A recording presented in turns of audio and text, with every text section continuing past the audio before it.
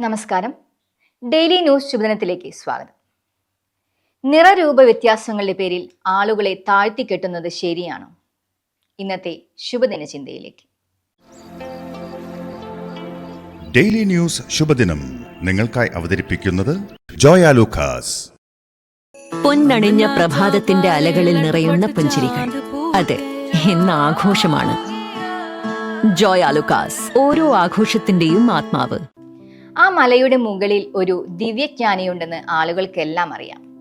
എങ്കിൽ ആ മല കയറാനുള്ള ബുദ്ധിമുട്ട് കൊണ്ട് ആരും അവിടെ എത്താറില്ല.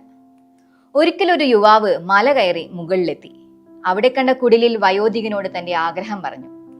തനിക്ക് ദിവ്യജ്ഞാനിയെ കാണണം. ആ വയോധികൻ അയാളെ അകത്ത് വിളിച്ചിരുത്തി വിശേഷങ്ങൾ അന്വേഷിച്ചു. യുവാവ് പലവട്ടം തന്റെ ആഗമനോദ്ദേശ്യം അറിയിച്ചെങ്കിലും വയോധികൻ അതൊന്നും ശ്രദ്ധിക്കാതെ തന്റെ സംസാരങ്ങൾ തുടർന്നു. പലതവണ ഇതാവർത്തിച്ചപ്പോൾ യുവാവ് ക്ഷുഭിതനായി. അപ്പോൾ വയോധികൻ പറഞ്ഞു, നീ അന്വേഷിച്ചു വന്നയാൾ ഞാൻ തന്നെയാണ്. നീ മാത്രമേ ഈ മല കയറാൻ തയ്യാറായതുള്ളൂ. അതിന് അഭിനന്ദനങ്ങൾ. പക്ഷേ മുന്നിൽ കാണുന്നവരെ ബഹുമാനിക്കാനും കൂടി നാം പഠിക്കണം. പ്രായത്തെയും കാലത്തെയും മറികടക്കുന്ന മികവുകൾ പുലർത്തുന്ന പലരുമുണ്ട്.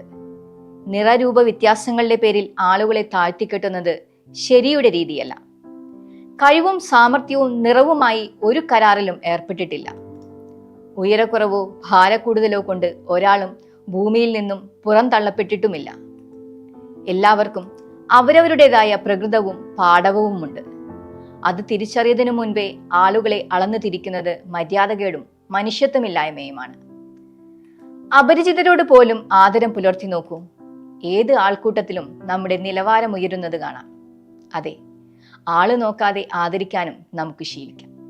ശുഭദിനം. ഡെയിലി ന്യൂസ് ശുഭദിനം നിങ്ങൾക്കായി അവതരിപ്പിക്കുന്നത് ജോയ ലൂക്കാസ്.